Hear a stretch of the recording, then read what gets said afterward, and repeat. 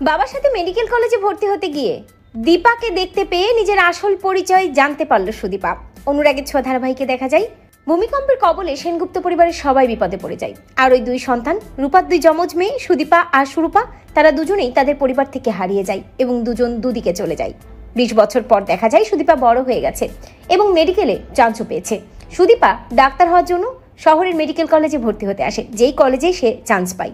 Doctor হওয়ার স্বপ্ন নিয়ে শহরের কলেজে ভর্তি হয়ে যায় সুদীপা। সুদীপার সাথে সুদীপার বাবাও থাকে।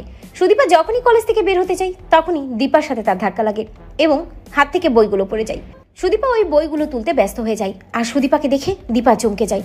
অদ্ভুতভাবে দীপা তাকিয়ে থাকে সুদীপার দিকে।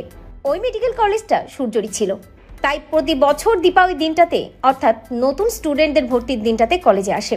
সুদীপা যখন বইগুলো তোলায় ব্যস্ত, দীপা তখন অদ্ভুতভাবে সুদীপাকে দেখছে এবং মনে মনে ভাবে, এ তো হুবহু আমার মতো দেখতে, কেউ। সুদীপা বইগুলো নিয়ে ওখান থেকে চলে যায় দীপাকে সরি বলে।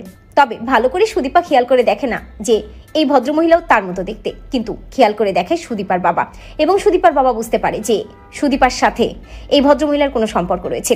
দীপা এগিয়ে যায়, সুদীপার বাবাকে বলে, আপনার সাথে আমার কিছু কথা আছে। আচ্ছা, ওই মেয়েটি কে, ওর নাম কি?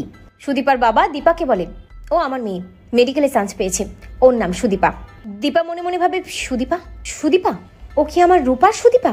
দীপা তখন সুদীপার ওই পালিত বাবার কাছে সত্যি সত্যি ঘটনাগুলো জানতে চায় এবং প্রশ্ন করতেই থাকে যে, ওকে সত্যি আপনার মেয়ে? ওকে আপনি কোথায় পেয়েছেন? সত্যি করে বলুন। দীপার সাথে অনেকটাই চেহারার মিল আছে সুদীপার। বুঝতে পেরেই সুদীপার বাবা, উনি খুব অনেস্ট হওয়ায় দীপাকে সব সত্যি জানায় এবং জানায় যে ভূমিকম্পে এক মন্দির ভেঙে চুরে পড়েছিল আর সেখান থেকেই তারা এই বাচ্চাটাকে উদ্ধার করে। মেয়ে স্নেহ দিয়েই সে বাচ্চাটিকে বড় করেছে। দীপা ছুটতে যায় সুদীপার কাছে এবং জড়িয়ে ধরে বলে, তার মানে তুই আমার সুদীপা, আমার রূপার মেয়ে? তো বন্ধুরা, তোমরা এটাই চাও তো যে এভাবেই যেন সুদীপা কলেজে ভর্তি হতে গিয়ে নিজের আসল পরিচয় জানতে পারে? কমেন্ট করে জানাতে ভুলো না।